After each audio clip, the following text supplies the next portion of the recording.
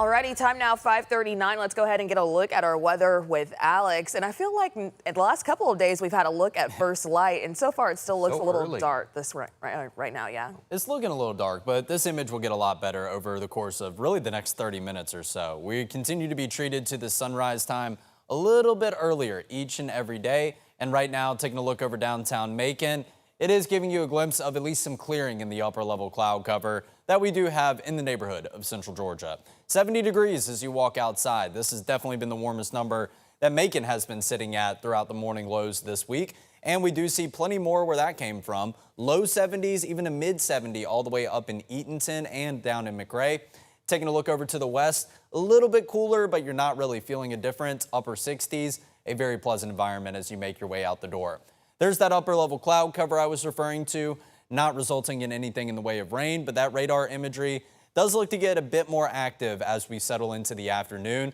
Really starting around 2 and 3 o'clock, that's when we start to begin to see some isolated showers, maybe even a couple isolated storms bubble up. And the farther into the afternoon that we go, the coverage of that rain gets more widespread. But I do want to emphasize the fact that there are going to be areas that stay dry maybe all throughout today, that stay dry for a majority of the afternoon. You don't catch much in the way of a shower or even a storm, but you are going to have just as good of a chance of seeing those widespread showers and storms each and every afternoon over the course of this weekend. So now we go into Saturday morning. That's also going to be a common theme. The mornings in the first half of each and every day, it's going to be nice and dry. You may not have too much in the way of some sunshine. It looks like we'll have our fair share of cloud cover that will start us out each and every morning. But going into tomorrow afternoon, there might be a little bit of organization with your rain chances rather than just popping up, operating off the heat of the day. This does look to be something in the way of maybe a mid-level of the atmosphere boundary that doesn't necessarily have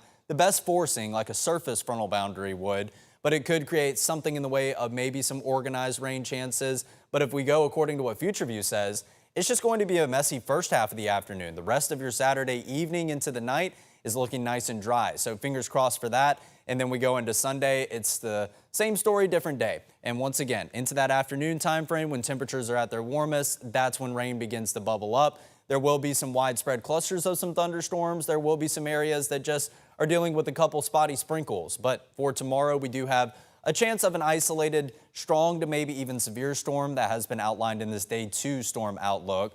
But once again, this isn't going to be a widespread severe weather threat. It is something we will, of course, be on the lookout for. And really, Saturday's the only day that's included in some form of a storm outlook, but that chance is going to exist each and every afternoon. It's the summertime in Central Georgia. You definitely know the drill. So be prepared for something in the way of rain, maybe a rain delay or a lightning delay for some of those outdoor plans. But there will be dry moments to get those outdoor plans in over the course of each and every day this weekend.